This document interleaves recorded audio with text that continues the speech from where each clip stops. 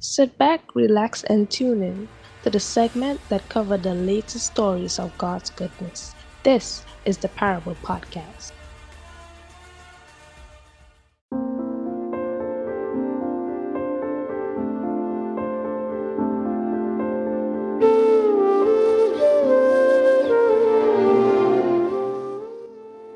Ever wondered why we are here? Have you ever wondered what it would be like to stand for Christ in the end times? Nowadays, there's so much talk about the last days and the many things that are happening to show that time is definitely wrapping up. But are we looking at developing a character that will remain faithful in that time? Being able to stand obviously is no simple task. It requires careful and deliberate preparation in our daily lives. It starts from now.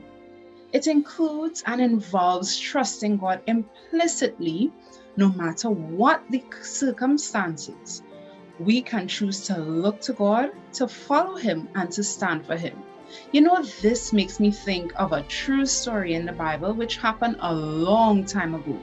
The story about Daniel.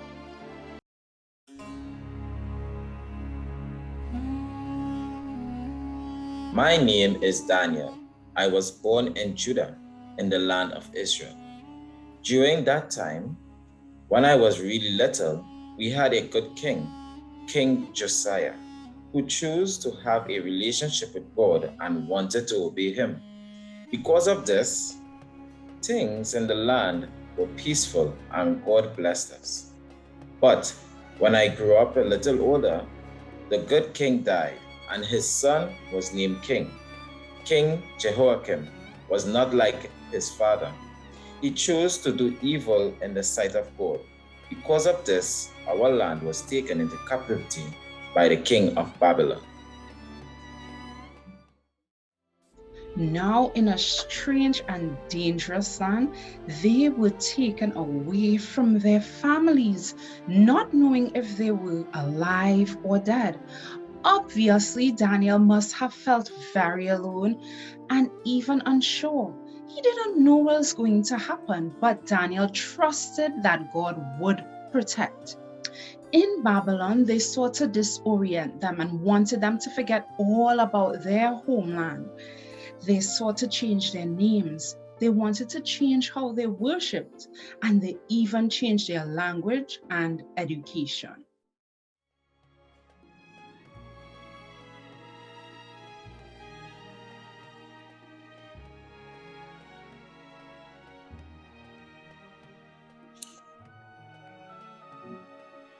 Being in Babylon is really a place that tests my faith.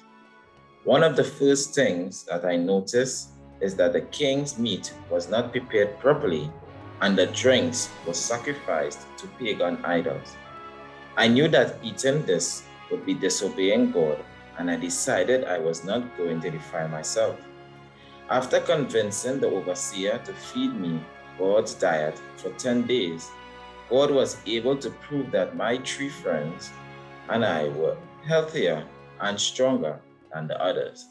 We were the smartest and wisest of all, and God granted me the ability to understand all kinds of visions and dreams.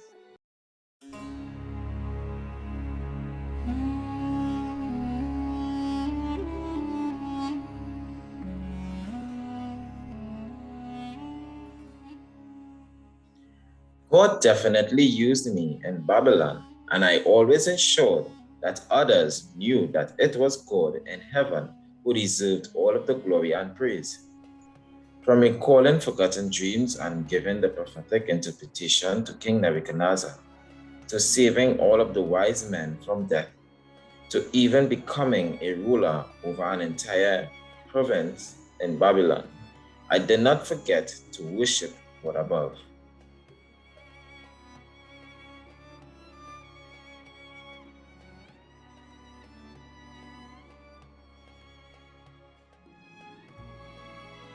My friends and I always choose to stand for God.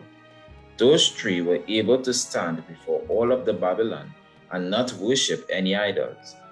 They were thrown into the fiery furnace and survived.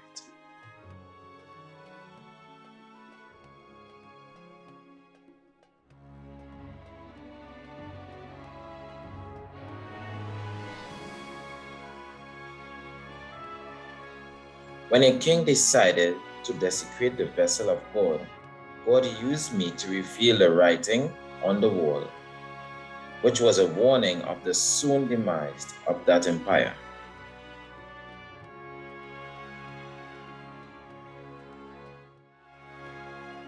I also decided to stand for God and kept praying for the Father, even through a national decree to worship the King alone.